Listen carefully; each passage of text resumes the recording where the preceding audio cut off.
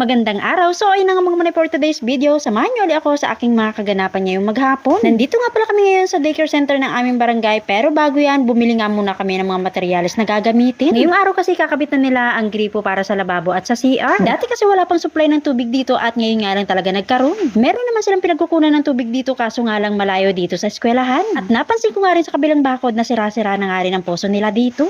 Kaya nahihirapan talaga silang mag-igib pa isa-isa lalo na si teacher. Kaya eto, sa tulong nila teacher at mga parents at syempre sa may mga mabubuting pusong nag-donate sa akin nung nakaraan online, maraming salamat po. Tatlo nga lang silang gumawa nito, gawa nga ng medyo busy din ang ibang tatay, kaya naman ayan, sumama na nga rin ako kay Papa para tumulong. At habang busy nga sila sa loob ay naghanap naman nga ako ng gagawin at nakita ko nga sa gilid etong grass cutter, kaya naman ayan, naglinis nga muna ako dito sa labas ng eskwelahan. Dito nga pala ako nagumpisa sa likod, gawa nga ng medyo makapal ang damo dito. Mabilis pa naman tumubo ang mga damo dito sa amin, gawa nga ng palagi na ulan. Kinansel nga sana ni teacher yung patrabaho namin ngayon, kaso nga lang etong tatay ko nagpumilit, gawa nga ng eto nga lang daw talaga ang bakanting oras niya. Kaya ayun, nag-message na nga lang ako kay teacher na tutuloy nga kami ngayon. Malapit nga lang to sa amin at walking distance nga lang, kaya anytime na sumama ang panahon makakauwi kami. Saglit lang naman to gawin, sabi ng tatay ko, kaso nga lang tatlo nga lang silang gumagawa, kaya ayan, inabot na nga kami ng tanghalian. Sinama ko na nga rin itong alaga naming tuta, gawa nga ng walang tao sa bahay at wala nga magbabantay sa kanya doon. At eto nga, nagumpisa na nga ang aking bayaw sa paghahalo ng semento na ipanlalagay dito sa lababo. Konti lang naman ang gagamitin nilang semento dito, kaya naman ayan, nagpresenta na nga ako na umuwi sa bahay para kumuha ng konti. May natira kasing kalahating sako ng semento nung nakaraang nagpatrabaho kami sa bahay. At pangalawang project na nga pala ito mga manay. Una nga palang nabili nung nakaraan is yung playing device ng mga bata, na sobrang enjoy naman talaga sila sa kakalaro doon. At eto na nga, sinundo na nga ako ng anak ko para mananghalian na nga daw. At nagtatanong pa nga ako ng mga oras na yan kung nakapagsaing na ba sa bahay, pero sabi niya doon niya daw kami manananghalian sa bahay nila tito. At doon pa nga yun sa Ilaya mga manay, at malapit nga ito sa ilog at tsak naman panigurado maliligo nga itong anak ko. At kahit nga binabagyo na nga kami dito araw-araw, gustong gusto pa rin ng anak ko maligo, lalong-lalo na sa ulan. At eto na nga sa wakas, tapos na nga nilang maikabit yung mga gripo, kaya naman ayan, dumiretso na nga ako dito sa bahay kubo. At hindi ko nga nakasabay ang anak ko ng mga oras na yan, gawa nga ng dumaan pa nga siya sa bahay para sunduin ang tita niya. At tinawagan ko na nga rin habang nasa daan ako at tinatanong ko bakit ang tagal-tagal nila, at ang sagot sa akin ay nag-aayos pa nga daw. Akala niya siguro dadayo kami sa dagat, dito lang naman kami sa ilog pupunta.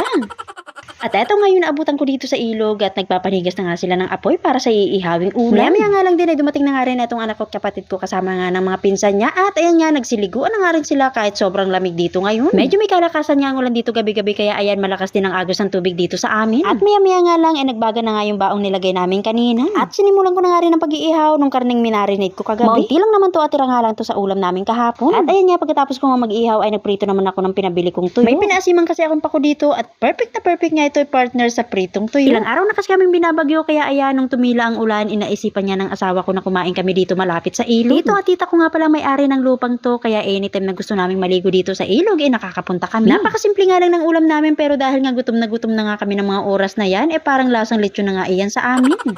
At sabayan pa nga natin itong mainit na kami na tama-tama nga sa malamig na panahon. O siya mang munay, hanggang dito na lang muna. Salamat po lagi sa panonood nyo. See you po sa next video. Bye!